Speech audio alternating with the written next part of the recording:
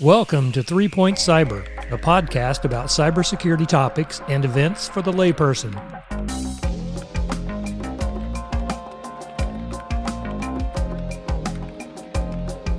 The ideas, opinions, and discussions of this podcast are those of the host, co-host, and guest, and do not necessarily represent the views of their respective employers or affiliates. Recording and propagation of this podcast is highly encouraged as long as an acknowledgement is given to the ownership.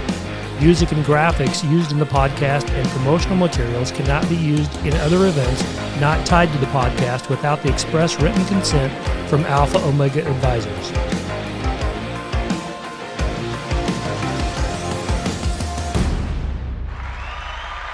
Welcome to 3PointCyber. This is our pre-podcast, or intro podcast, if you would. During the next 20 minutes, I'll be introducing myself and my co-host and give a quick overview about why we are producing these episodes, who the intended audience is, and a little about the upcoming episode. My co-host is Andrew Risch, and without me giving you an overview, Andrew, would you please share a little about yourself? Well, right off the bat, I got to say it's a little strange calling you Dave, and I'm sure you'll forgive me for not referring to you as Uncle Dave. For full disclosure to the audience, I am the host's nephew.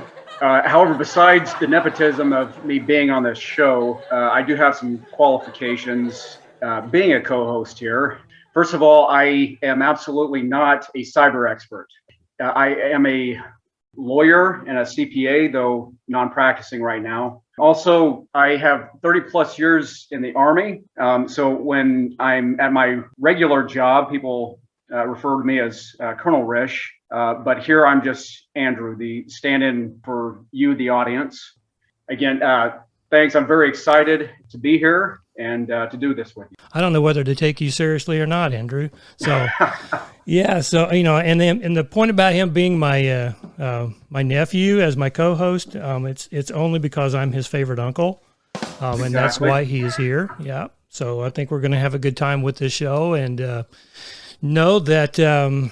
Again, I got a lot of people that's very well known in the cyber industry that is lined up and have agreed to come on the show. I've already got 4 episodes in the works and getting ready to work on the next couple after that. So the episodes are probably just going to be released about every 2 weeks. I'm finding it to publish a podcast and get one ready. It's a lot of work and a lot of time. So I'm not going to be doing this on a weekly basis. And I really look up to those guys out there that are doing this that often. Well, your wife's going to be happy to hear that. Well, yeah, unfortunately, I'm locked away in an office space away from the house, so she can't get in here anyway. We can have fun and say whatever we want here. Anything that you'd like to kind of bring up first as we go through this? So in my experience with you folks who are deep into IT, I'll say that you definitely speak a different language, and I think your brains are wired different than us normal people. Now, be careful there. Be careful. Well, when I'm at work and I have to deal with computer issues, security issues, and I talk to our IT folks, a lot of times they will start speaking that cyber speak and completely lose me. So this is one of the reasons why I'm glad to be on this show, to learn something myself and to, I guess, help you dumb it down for us. Well, that's what I'm looking for. I'm going to also bring up another thing, just a little tidbit of information about Andrew. When he talks about dumbing things down, I mean, he's really talking about dumbing things down. Andrew is a card-carrying member of Mensa, and I think that's worth that's worth a mention here. So I'm hoping that he's going to really keep me in line. So, right now there's expectations out there beyond. Absolutely, I had great expectations when I asked you to do this. So you're not going to disappoint, I'm sure. So, basically what I was trying to do when I started to even think about how I would piece this type of podcast together was that I went out and I searched for cyber podcast. And there are a lot of cyber podcasts. There are really some good ones out there, but all of them tend to be on the technical side and based toward people that are already in the field, currently practicing cyber. And I'm thinking, there's a lot more to the cyber field here than just those people that are in the field. One of the biggest things that everybody knows in the cyber field that one of the weakest links to a security posture of an organization is the user. And obviously all your users are not cyber people. They have a wide variety of careers, and the last thing that they want or need to do is to interrupt their regular work trying to keep themselves secure. But the biggest thing about this is it's still the user that is our biggest threat to an organization's security posture. So it all comes down to awareness, and the more awareness that we can get out to the public and to individuals, and when I say this, I mean users of computer equipment and systems. Yeah, absolutely. I mean, speaking as a user, I always wish that there would be one button for me to press and it would all be taken care of. That's called the power button. Yeah, exactly. But we also get aggravated at the the constant updates, changing systems. The things that worked before now don't work because of security upgrades, and it just makes me wonder that maybe a lot of organizations, just that kind of irritation keeps them from doing probably what they should be doing. Well, you hit it right there. And that's exactly the reason why I wanted to bring you on, because everything you just said was stuff that I would hear almost on a daily basis as I was heading up security programs in different organizations. It's more of a hindrance, and security has always been looked at as a hindrance to my workflow than a help. And that's obviously in today's age with everything that's going on in the world and the way threats have been hitting companies and ransomware and other kinds of malwares. People are slowly realizing that cyber's here to stay. There's no one immune to a cyber attack, no matter what size of an organization you have or who you're speaking with, whether it's from an individual or a corporation that has 100,000 people. Everyone's they're not immune. Everyone is susceptible to having some type of a cyber event happen to them. And our job, from a cybersecurity professional perspective, our job is to identify what those potential threats are to an organization and put a risk level to it and help the decision makers of that company know how they should be responding and what kind of decisions they need to be putting into place to help minimize that risk to them. Yeah, absolutely. One of the things that, when I knew I was going to be doing this podcast that I started thinking about more is basically, when you get into the business world, there's the cost benefit analysis that they run. So for example, what is the cost of the security system that I'm going to purchase that will not be over the cost of my expected losses from theft? Yeah, and you're right. That's the hard part, and it's been very difficult for cyber teams to. And when I say CISO, I'm specifically talking about Chief Information Security Officers and directors and managers of cyber teams to come up with that information, because quite frankly, you don't have a whole lot of history. I mean, we're talking here maybe 25, maybe even 30 years of information that we have to formulate any kind of calculations on what's going to happen to an attack. We have the latest statistics right now, and again, stats in cyber. You're going to hear anywhere from the cost of one cyber event of being $1.5 million to $15 million, and I've seen some of them up to $25 and $30 million. So well, and what's interesting about that is that's maybe the immediate. Those may be the immediate damages. And, but what we don't know, because cyber doesn't just deal with, stealing a shirt, it's information. So, what is the future damages from this? That's also part of it. There's a lot of PR damage that can occur to specifically a company and a company that is publicly traded. I mean, you can see stock prices go down really quick when a cyber incident is announced. I've seen that repeatedly happen to companies that have been hit. But you have long-term effects that can occur with a cyber. You have your clients that have probably lowered their trust level in you a little bit. And me being in healthcare for a while in the security field, there was some really good stats to show how a cyber event could actually cause you to lose patients in a healthcare setting. They may go somewhere else if they don't feel like their own information is being protected. I've seen that happen. So there's a lot of long-term repercussions to a potential cyber event. Well, I know that you've been, ever since I've known you, you've had an interest in computers, and so you have a lot of experience in this area. And even though you were already an expert, you even went and got your degree to make sure that, to see what the universities knew. Yeah, and you even went, right. testified in front of Congress. But is that kind of why you decided to even do this in the first place? It is. And thanks for asking. And I know I haven't given much background on myself yet. Just for those people that don't know who I am, I've been in the field, basically the IT field, computers, since the early 80s. So I've been around just a little while. He's mentioning that as long as he's known me, I've always been interested in computers. My first experience with a computer was a digital PDP-8. There'll be a lot of people out there that'll know what that is, and some that will have to go look it up. Just go Google PDP-8. You'll see it. It's a computer that does not have a keyboard, does not have a monitor. It's all toggle switches, and you literally program that by toggling in one line at a time. There you go. That's so yeah, you could get through a whole program. It's a 10,000 line program and get up to 9,900 and make a mistake, and you got to redo the entire program. That was not a fun thing.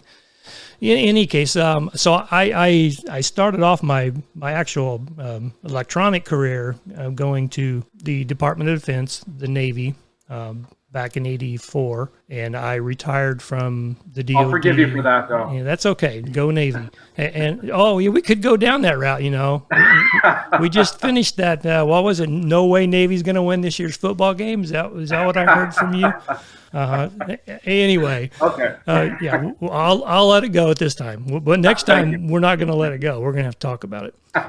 So I spent 21 years with the Defense Department, and then I went out and did a little bit of my own. My wife was called up to active duty Kuwait whenever the Iraqi incidents were going on, and she went off for a year to Kuwait. And my two youngest were ages 1 and 2, and at that time I thought, this is a good time for me to kind of pull back, stay at home for a little bit, raise these boys while mom was gone. And so I did. I left the DoD at that point and did a little bit of my own consulting, ran my own web-based, web-based company from home and out of an office.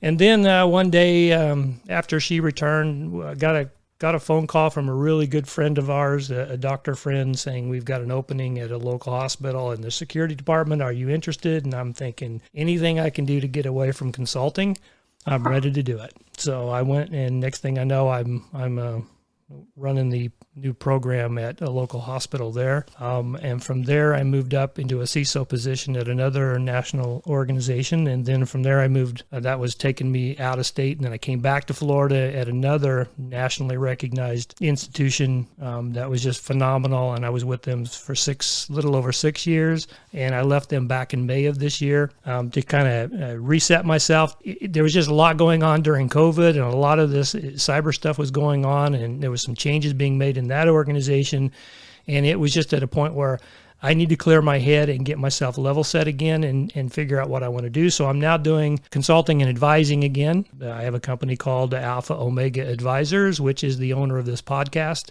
and I'm off doing contracting work there. And then this podcast. So that's kind of where I am right now. Along that journey in healthcare the last 10 years, I have come across a lot of good people and made a lot of good friends. And using those contacts is what has gotten me up to 20 people on my list to finish contacting out to get an episode with each one of these people. So that's kind of where I am. I think this is going to be good, and I'm looking to make this particular podcast, again, a non-technical podcast. This means that if you're listening, we're going to be interviewing people that are going to bring it to a level that that anyone can understand, not just the people that are in cyber or in IT. What do you need to know? How do you protect yourself against different things? We're going to be going through different topics. I will go ahead and say that my first guest is Mr. Dan Lorman. He is currently working for Presidio as a Field Chief Information Security Officer, and he was the very first Chief Information Security Officer for the state of Michigan.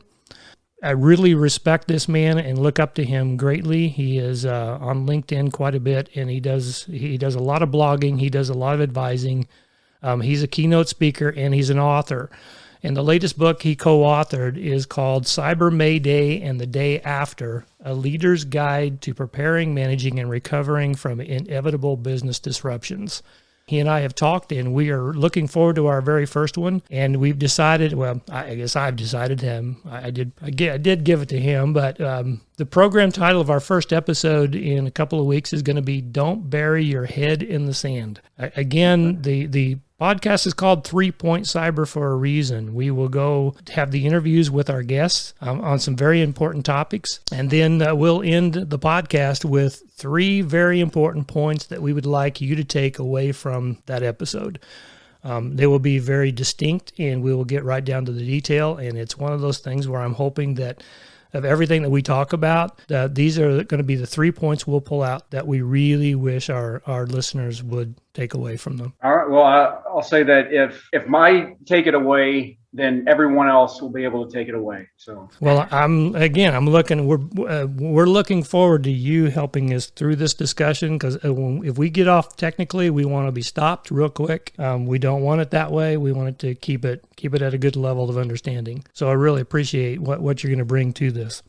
Any final thoughts? I'm very excited about this project. Hope it goes on a long time. And yeah, glad to be here. So off the cuff then, this is 3PointCyber, and this is our pre-podcast. I guess I would call it our introduction episode. We need to finish this one off with 3 points. Let's start with the first point. What first point can you come up with that we're going to be able to take away? And I can help you step through this because we're doing this one off the cuff. No, well, let's see. So number 1 would be that people need to understand what was discussed. Okay, so my number one, so where I would go with this, my number 1 point I want you to take away from this episode is not a technical podcast. It's going to be at a level of understanding for anyone that has an interest in cyber or would like to get into cyber, or even leaders of a company or executive leadership that is looking to understand a concept or something that they've heard maybe from their own security team